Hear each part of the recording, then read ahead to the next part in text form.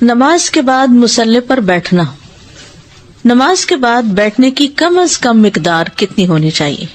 عائشہ رضی اللہ تعالی عنہا سے مروی ہے، کہتی ہے کہ رسول اللہ صلی اللہ علیہ وسلم جب سلام پھیرتے تو اللہم انت السلام ومنک السلام تبارکت یا ذا الجلال یا تبارکت ذا الجلال والاکرام، اے اللہ تو سلام ہے، تجھ سے سلامتی ہے، بزرگی اور عزت والے تو بڑی برکت والا ہے. اتنی دیر کہنے کے برابر ہی بیٹھتے، یعنی یہ منیمم ہے، اتنی دیر یہ پڑھ کے پھر اٹھنا چاہیے. آخری تشہد کے مثل بیٹھنا، یعنی جتنی دیر آپ رکعت مکمل کر کے سجدے سے سلام تک بیٹھے ہیں اتنی دیر آپ بعد میں بھی بیٹھیں. براء ابن عازب رضی اللہ عنہ سے مروی ہے، کہتے ہیں کہ میں نے محمد صلی اللہ علیہ وسلم کے ساتھ نماز پڑھنے میں غور و فکر کیا تو میں نے آپ کے قیام، آپ کا رکوع کے بعد آپ کا اعتدال، آپ کا سجدہ، 2 سجدوں کے درمیان جلسہ، سلام پھیرنے تک آپ کا بیٹھنا اور سلام پھیرنے سے واپس جانے کا درمیانی وقفہ تقریباً برابر ہی پایا. باقی چیزوں کی تو پیچھے پڑ چکے ہیں نا، کہ جیسے آپ کا قیام اور پھر رکوع جو تھا برابر ہوتا تھا اور پھر قومہ اور جلسہ.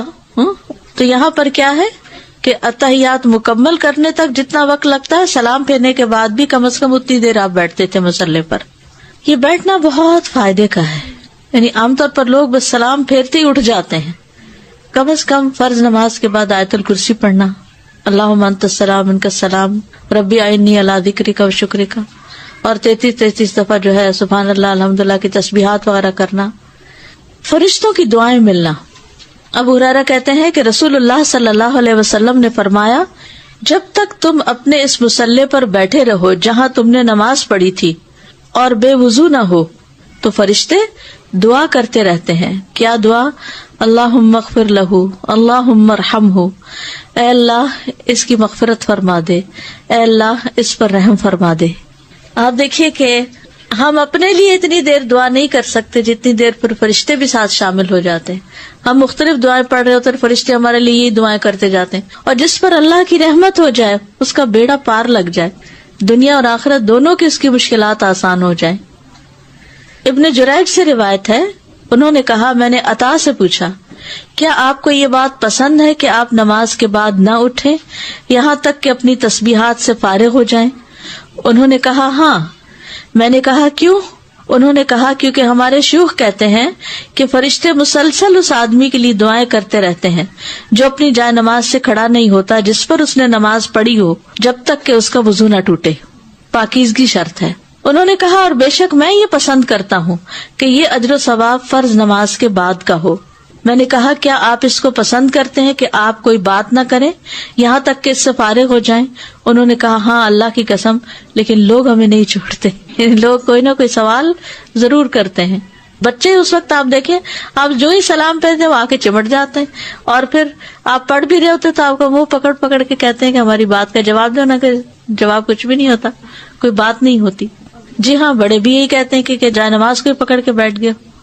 ویسے ہم جہاں مرضی بیٹھے رہے، گھنٹوں بیٹھے رہے، کاؤچ پہ بیٹھ کے موبائل چیک کرتے رہے، لیکن مصلی پہ بیٹھنا، کیونکہ وہ شیطان جو ہے نا اس کا کام کیا ہے، وہ جا کے لوگوں کو اکساتا ہے کہ اس کے خلاف کوئی بات کرو تاکہ یہ اپنا نیکی کا کام چھوڑ دے. دیکھیے جس سے حسد ہوتا ہے نا انسان کو، اس کے اوپر انسان نظر بھی رکھتا ہے کہ اچھا یہ کیا کر رہا ہے، یہ میرے بارے میں کیا کہتا ہے.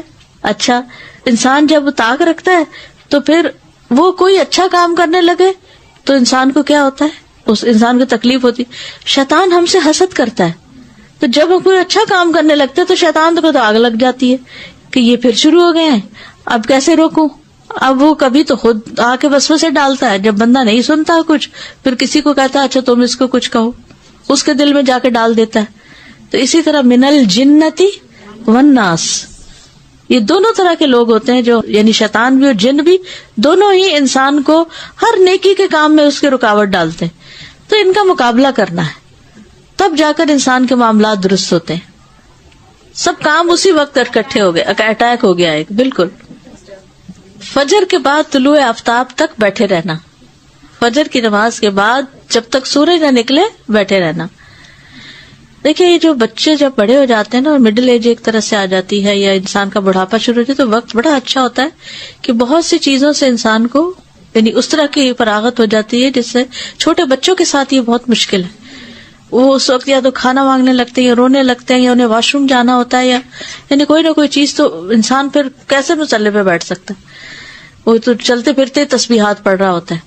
لیکن جب بچے بڑے ہو جاتے ہیں اور وہ شکر کرتے ہیں کہ ہمیں کوئی پوچھ نہیں رہا, لگے ہوئے اپنی عبادت میں, کیونکہ ہر وقت بچوں کے پیچھے پڑھنا بھی ٹھیک نہیں, جی بچوں کے بچے پیچھے لگ جاتے ہیں. بس یہ ہے کہ گھر والوں کو ایجوکیٹ کرنا بہت ضروری ہے. اگر یہ حدیث آپ ان کے ساتھ شیئر کریں تو انشاءاللہ کچھ فرق پڑے گا, یا لکھ کے لگا دیں کہیں سامنے, اپنی یاد دہانی بھی ہو اور ان کو بھی یاد دہانی ہو. وتواصوا بالحق وتواصوا بالصبر, میں صبر کرو, ابھی اٹھ رہے ہیں. یا جن چیزوں پہ جیسے روٹین ہی ہوتی نا, ہمارے اوقات ایک جیسے ہی ہوتے ہیں نمازوں کے, تو جب لوگ ڈسٹرب کریں تو اسباب جان لیا کریں کہ کیا وجہ کیا پیش آئی. اور ایک دفعہ نماز کے بعد جب آپ بلا رہے ہیں تو اٹھ کے پھر ان کو بتائیں کہ نماز کے بعد مجھے تھوڑا سا بیٹھنے دیا کریں, یہ چیز جو چاہیے یہ یہاں پر ہے, یہ فلاں چیز ہے. یعنی صرف ایجوکیٹ حدیثوں پہ نہیں, گھر کی چیزوں کے بارے میں بھی ایجوکیٹ کر دیں. کیونکہ بعض اوقات خواتین ہم اپنی مرضی سے چیزیں رکھ دیتے ہیں اور کسی کو نظر نہیں آتی, پھر وہ ڈھونڈنے میں مشکل ہوتی ہے, تو پھر ہماری ضرورت پڑ جاتی. سماک بن حرب سے روایت ہے, انہوں نے کہا میں نے جابر بن سمرہ سے کہا کیا آپ رسول اللہ صلی اللہ علیہ وسلم کے ساتھ مجالس میں شریک ہوتے تھے؟ انہوں نے کہا ہاں بہت زیادہ. آپ جس جگہ صبح کی نماز ادا فرماتے سورج طلوع ہونے تک وہاں سے نہ اٹھتے. فجر کے بعد نبی صلی اللہ علیہ وسلم جب تک سورج نہ نکل آتا آپ نہیں اٹھتے تھے, جب سورج طلوع ہو جاتا تو اٹھ کھڑے ہوتے. جابر بن سمرہ رضی اللہ عنہ سے روایت ہے کہ نبی صلی اللہ علیہ وسلم جب فجر پڑھتے تھے تو اپنی نماز کی جگہ پر بیٹھے رہتے حتیٰ کہ سورج اچھی طرح نکل آتا. فجر اور عصر کے بعد بیٹھنے کی فضیلت ہے. رسول اللہ صلی اللہ علیہ وسلم نے فرمایا جو لوگ نماز فجر سے سورج نکلنے تک اللہ تعالیٰ کا ذکر کریں مجھے ان کے ساتھ بیٹھے رہنا زیادہ پسند ہے, اس سے کہ اولاد اسماعیل سے 4 غلام آزاد کر دوں. وہیں بیٹھے رہنا زیادہ پسندیدہ ہے. اور میں ایسے لوگوں کے ساتھ بیٹھا رہوں جو نماز عصر سے سورج غروب ہونے تک اللہ کا ذکر کریں. اگر ہفتے کے سارے دن نہیں کر سکے تو کم از کم جمعے کے دن ضرور کوشش کریں. اگر سارا وقت عصر سے مغرب تک نہیں تو کم از کم 10 منٹ 15 منٹ غروب سے پہلے, کیونکہ دعاؤں کی قبولیت کا وقت ہوتا ہے. تو اپنے ٹائم ٹیبل اس طرح سیٹ کریں نا کہ وہ آپ کا فری پیریڈ ہو جائے اس میں, اور اس میں آپ اپنی ٹائم نکال لیں. اور جب دعا پڑھنے لگے تو دوسروں کو بتائیں کہ میں آپ سب کے لیے دعائیں مانگنے لگی ہوں. کچھ آپ کو ملنے والا پھر ان کو صبر آ جاتا ہے. جی ان کی لسٹ بھی مانگا آپ کو کیا کیا دعائیں کروانی ہے, اللہ میں کرنے لگی. فجر اور عصر کے بعد بیٹھنے کی فضیلت میں جو نماز عصر سے سورج غروب ہونے تک اللہ کا ذکر کرے یہ مجھے اس سے زیادہ پسند ہے کہ 4 غلام آزاد کروں. نماز کے بعد کی دعائیں ہیں. نماز کے بعد کی دعاؤں کے آداب, دل کو حاضر رکھتے ہوئے ذکر کرنا. ذکر سے مراد اس طرح ذکر کرنا جس میں دل حاضر ہو. ذکر ہوتا ہے یاد, تو یاد کیا ہوتی ہے؟ دل میں ہوتی. تو یاد زبان پہ تھوڑی ہوتی, اصل ذکر تو دل کا ذکر ہے. بس ذکر کرنے والے کا یہی مقصد ہونا چاہیے اور وہ اس حالت کو حاصل کرنے کی رغبت بھی رکھے. وہ جو بھی ذکر کرے اس پر تدبر کرے اور اس کے معنی کو سمجھے, اس کے معنی کو سمجھے. تدبر سے ذکر کرنا. ذکر میں غور و فکر اتنا ہی مطلوب ہے جتنا کہ قرآن کی قرأت میں مطلوب ہے, کیونکہ معنی اور مقصود میں دونوں برابر ہیں. معنی و مقصود سے مراد اللہ تعالیٰ کی طرف دل سے متوجہ ہونا, اور یہ کہ اللہ مجھے میرے عمل اور میری عبادت کو دیکھ رہا ہے, اور یہ کہ اللہ مجھے میرے عمل اور میری عبادت کو دیکھ رہا ہے. یہی وجہ ہے کہ صحیح چنا ہوا اور پسندیدہ مذہب یہ ہے کہ ذکر کرنے والا کا لا الہ الا اللہ کو لمبا کر کے پڑھنا مستحب ہے, کیونکہ اس سے تدبر آ جائے گا. لا الہ الا اللہ لا الہ الا اللہ, کیونکہ جب تک لا کہیں گے تو کیا ہوگا, وہ دھیان آ ہی جائے گا اس طرف. لا الہ الا اللہ لا الہ الا اللہ اس سے نہیں آتا, لا الہ الا اللہ. سلف صالحین اور بعد میں آنے والے نیک ائمہ کے اقوال اس میں مشہور ہیں. نماز کے بعد آہستہ آواز میں ذکر کرنا. علامہ البانی رحمۃ اللہ علیہ کہتے ہیں کہ اذکار میں اصول یہ ہے کہ ان میں آواز کو دھیما رکھا جائے, جیسے کہ کتاب و سنت میں صراحت بیان کر دی گئی ہے, سوائے ان کے جن کو مستثنا کیا گیا کہ یہ اونچی آواز میں کرو. خاص طور پر اس صورت میں جب اونچی آواز کرنے میں نمازی کے لیے یا کسی ذکر کرنے والے کے لیے کوئی پریشانی کا باعث ہو. کوئی پڑھ رہا ہے, کوئی سو رہا ہے, کوئی کسی اور چیز میں غور و فکر کر رہا ہے, اور آپ ایسے ذکر کر رہے ہیں کہ اس کو نہ سمجھ آ رہی ہے، نہ وہ آپ کے ساتھ شریک ہے اور نہ ہی وہ اپنے کسی کام کا، تو اس میں پھر ڈسٹربنس ہوتی ہے. اور خصوصاً اس حالت میں جب یہ ذکر ایک جماعت کا اکٹھے ہو کر بلند آواز سے ہو. یعنی بعض ممالک میں 10 دفعہ لا الہ الا اللہ کہنے میں لوگ آواز بلند کرتے ہیں، اور وہ آپ کے اس فرمان کی پرواہ نہیں کرتے کہ اے لوگو تم سب اپنے رب سے سرگوشی کرتے ہو، تو تم ایک دوسرے کے اوپر قرات کو اونچا کر کے نہ پڑھو، اس سے تم مومنوں کو تکلیف دو گے. ٹھیک ہے، صرف تعلیم کی غرض سے اونچی آواز میں ذکر کرنا، سکھانے کے لیے. امام شافعی نے اپنی کتاب الام میں فرمایا، میں امام اور مقتدی کے لیے یہ چیز پسند کرتا ہوں کہ وہ نماز کا سلام پھیرنے کے بعد ذکر مخفی کر دیں.